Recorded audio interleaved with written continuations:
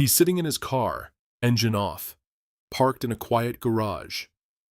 The dashboard screen is still on, reflecting a balance he checked just minutes ago. $1.4 million. He doesn't start the car. Instead, he sits there, thinking about a $90 monthly expense he's been delaying.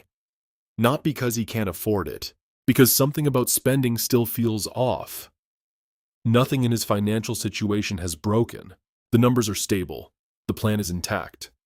But the hesitation remains. This is where the trap begins, not in how much money is there, but in how that number is being interpreted. For years, progress meant one thing. The balance moved up. Now it doesn't need to. But the mind hasn't caught up.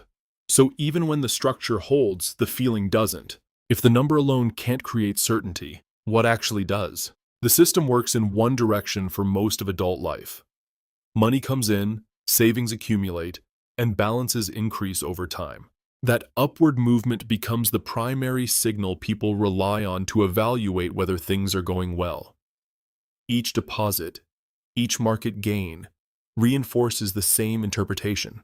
Growth equals progress. Stability equals control. The number becomes more than a measurement. It becomes a form of feedback. Over time, that feedback loop strengthens. The mind begins to associate a rising balance with safety, not just logically, but emotionally. When the number increases, there is a sense of alignment between expectation and outcome. The system feels predictable. Cause leads to effect. Effort leads to visible results. Then the direction changes. Retirement reverses the flow. Income slows or stops. Withdrawals begin. The balance no longer needs to rise to fulfill its purpose. In fact, it is expected to decline over time. But the signal that defined progress for decades does not reset automatically. The internal system continues to interpret changes through the same lens. This creates a structural mismatch. On one side, the financial plan accounts for this shift. It assumes that withdrawals are part of the design. It incorporates long-term averages, variability, and sustainability ranges. From a system perspective, a controlled decline is not a failure. It is part of the intended path. On the other side, the interpretation mechanism remains unchanged. A declining number is still processed as loss, even when the decline is planned, even when the system is functioning as expected. The result is tension.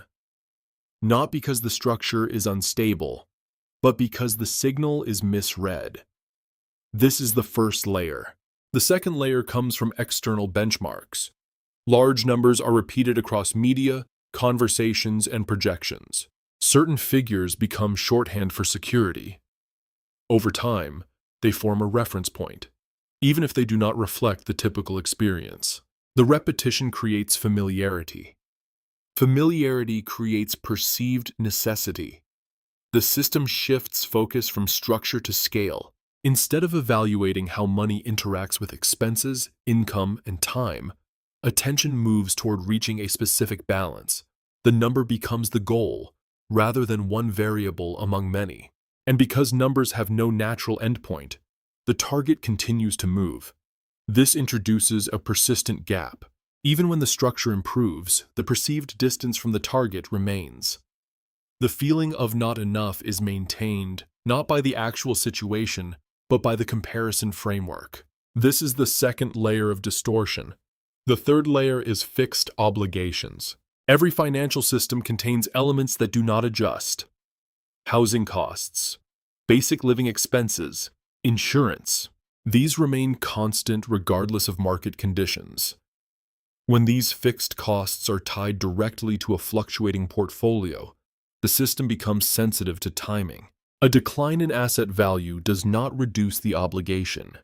It increases the relative burden of meeting it. The same withdrawal represents a larger percentage of the remaining balance. This is not immediately visible during stable periods. But under stress, the relationship becomes clear. The pressure is not coming from the size of the portfolio. It is coming from the rigidity of the obligations attached to it. This is the third layer. The fourth layer involves income that is not dependent on market performance. When part of the system produces consistent inflows regardless of external conditions, the role of the portfolio changes. It no longer needs to support every expense continuously. It becomes a secondary resource rather than the primary one. This changes the system's sensitivity. Fluctuations in asset value still occur, but they do not immediately translate into pressure. The connection between market movement and daily life weakens. The system gains separation between volatility and necessity. Same balance, different function. The fifth layer is flexibility. Spending is often treated as a fixed number, but in practice, it contains multiple categories. Some expenses are essential. Others can adjust without altering the core standard of living. When these categories are not distinguished, the system behaves as if all expenses are equally rigid.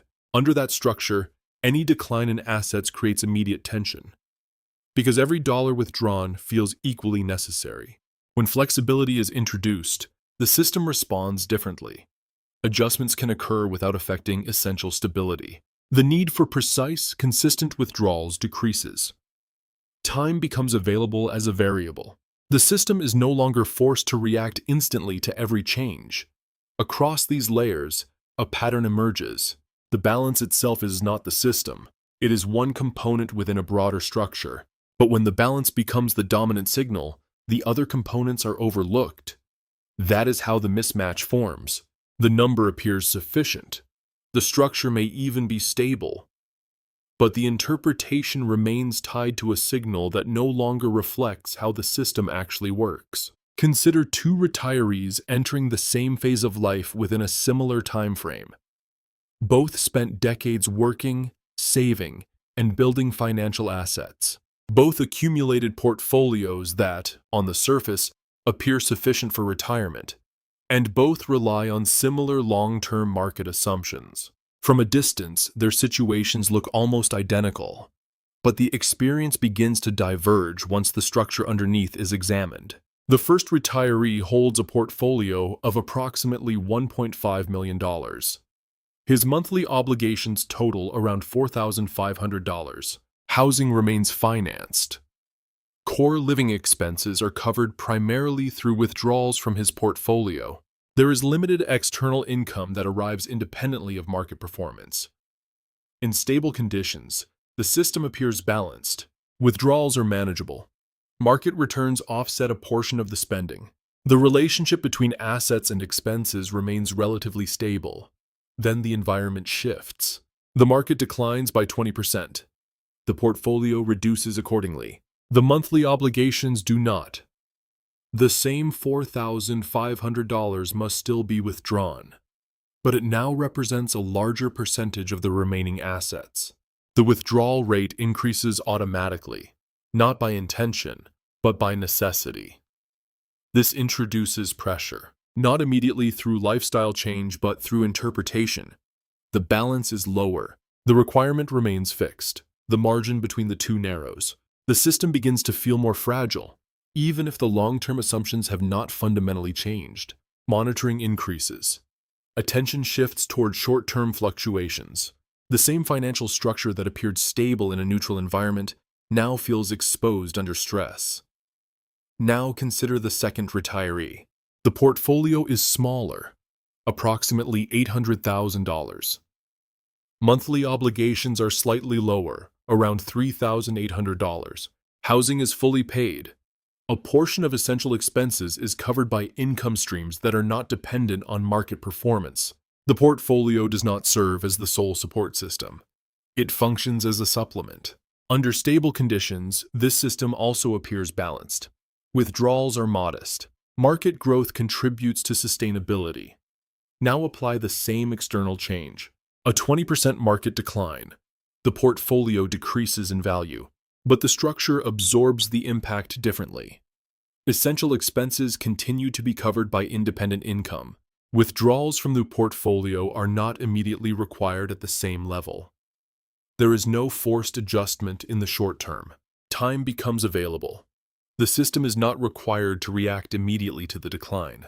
The portfolio can fluctuate without directly affecting the ability to meet core obligations. The connection between market performance and daily financial pressure is reduced. This changes perception. The balance is lower, but the function remains intact.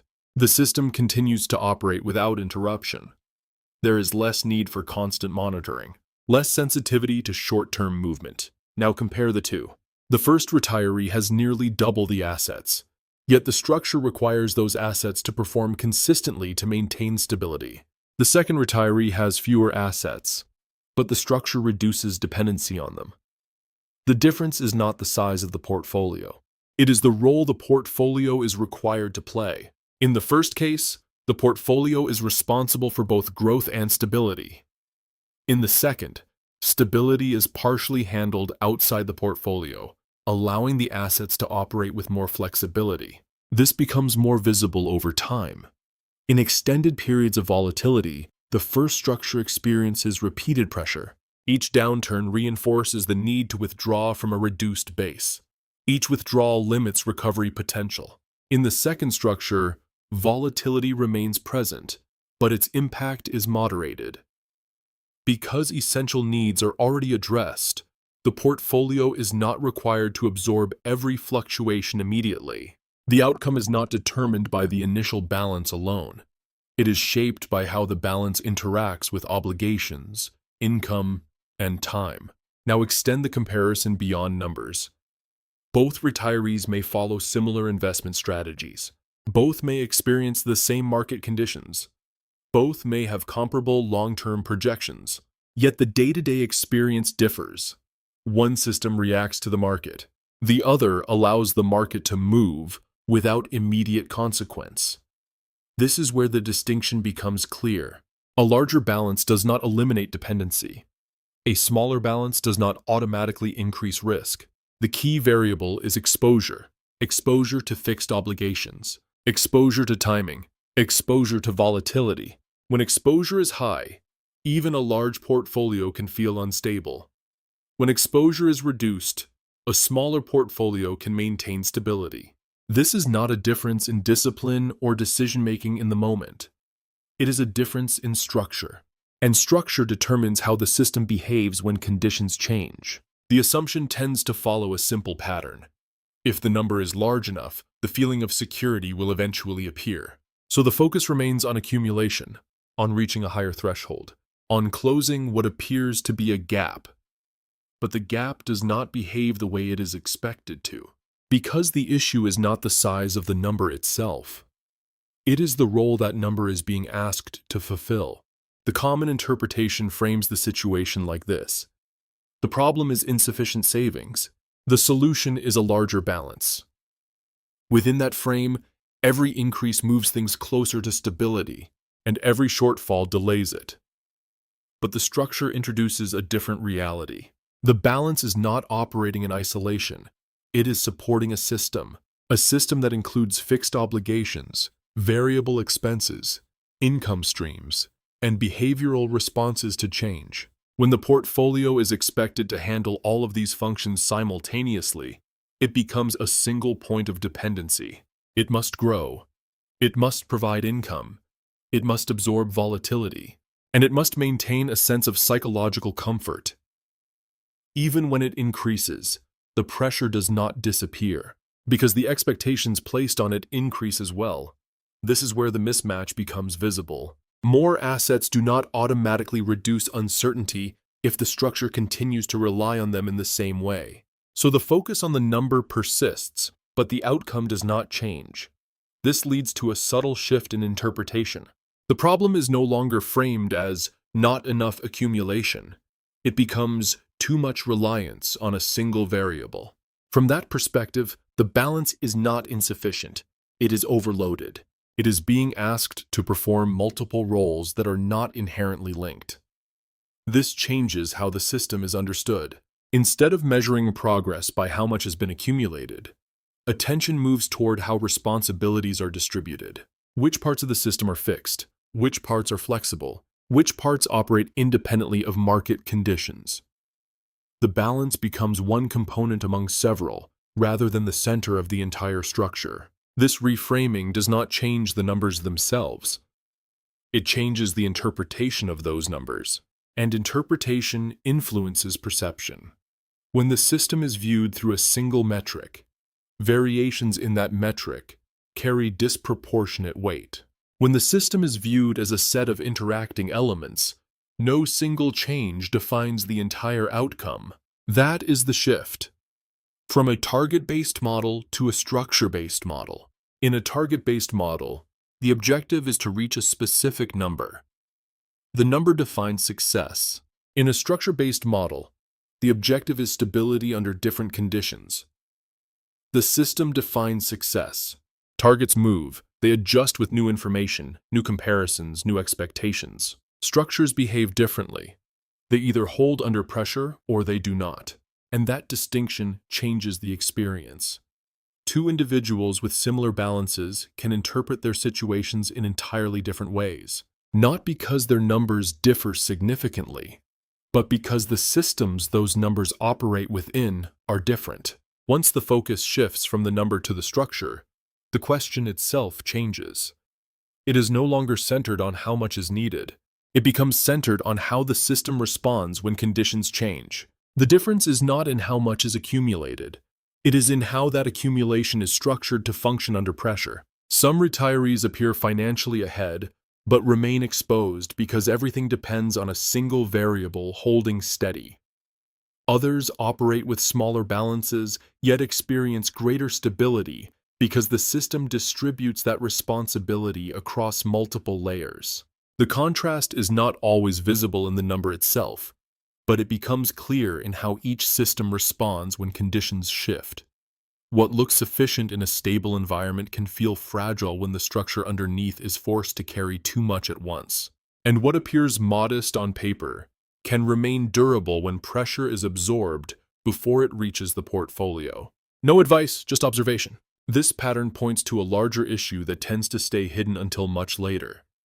Not about how much is saved, but about how different parts of the system begin to interact over time, especially when external rules change without much notice. That interaction is less visible, but often more consequential. It's the layer that quietly reshapes outcomes long after the initial plan has been set.